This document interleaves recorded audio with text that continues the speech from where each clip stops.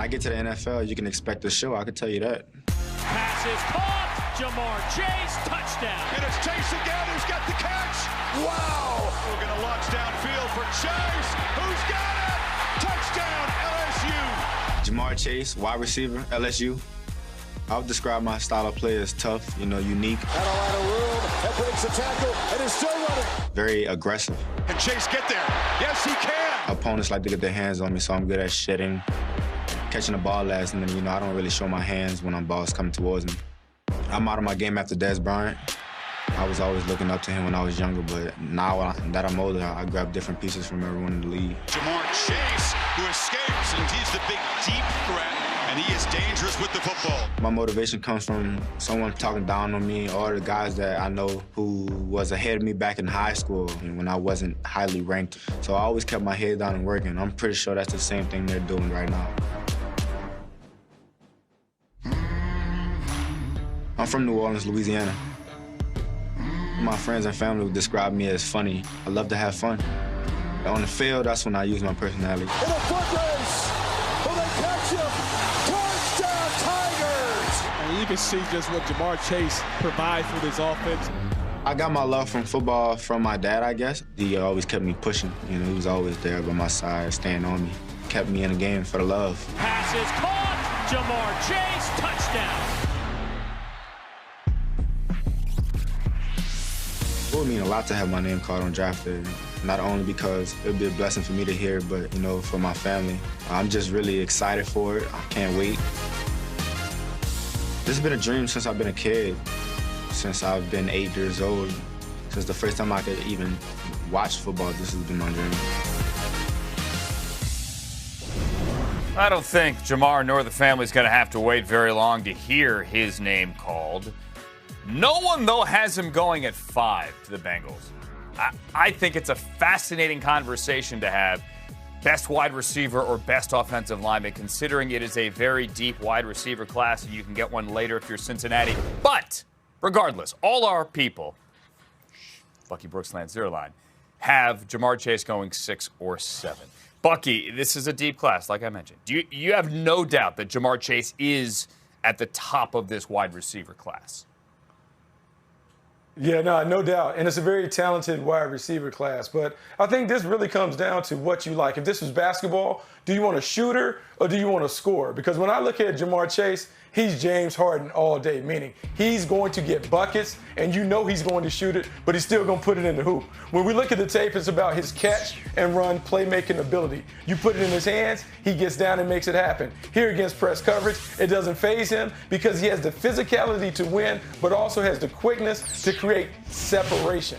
But it's not only that, it is just how he plays. He embraces the contact and uses it to his advantage. Here the guy smothering him, little arm shove, takes it over the shoulder, and then continues to make plays. The suddenness, the old slow step that James Harden used to put guys to sleep with. He does it, and finally, it is taking it off of the rim. Jamar Chase is a fantastic prospect, one that consistently gets it done. When you put it in his hands, he is going to put it in the paint. That is why wide receiver coaches around the league view this guy as a can't miss at the position. The James Harden thing is fascinating. I hope you're not saying he's going to show up to start a season looking like 30 pounds overweight but still drop 50 in the opener because he just has that kind of crafty game. By the way, Lance did the thumbs down. Lance is in Houston. I'm in Houston. Stop bringing up James Harden. We can't win a game at all anymore. Just stop that's passive-aggressive, Bucky. Stop talking about Harden. All right, let's get back to football at the top 10 here. We've heard about teams trading up. Obviously, Lance, that means teams trading down as well. If you're sitting there, I don't know, maybe starting with Atlanta at 4, right? How do you finesse this? I call this finesse a game. How do you finesse a game here? You're a team in the top 10 right now, and you're looking to trade back. Everyone's looking to trade back. How do you move back, add picks, and then still get what you want? Miami has finessed the game already by moving back, then moving back up, and so they're in good position at 6. But I think Miami can finesse the game yet again. And I think if Denver really gets excited about a quarterback and they say, man, there's a lot of talk about New England and quarterback, they move up to number 6, and you can have Miami move back and still sit there at number 9 with more draft picks, more draft capital, and still have your shot at 2 great players. Right now, Jalen Waddle. I mean, this is a guy who's an instant playmaker from the slot, who's got the ability to give Tua some easy throws to make very, very quickly, and they can turn into long, long plays. You can also use them on gadget plays like you see here. With Devontae Smith, you got a little different type of player. You want to play him inside? Great. You want to play him outside? Great. He can work all three levels, a premier route runner, and a guy who's extremely tough with great hands. So how would you like to move back and still get one of those two guys? That is what you call finessing the draft. Now, Detroit, Brad Holmes has a chance to finesse the draft in his first year as general manager if he's able to move back. Let's say New England comes up and they say, we want a playmaker. You can move back to 15, and here's this guy. Do you like linebackers who run 4.3 40s? I do, if you can find those kind of guys. And there happens to be one in the draft this year, and that's Micah Parsons. Maybe you like cornerback. Maybe J.C. Horn, cornerback from South Carolina, is still on the board. Do you like cornerbacks that run in the 4.3s and jump 41 inches?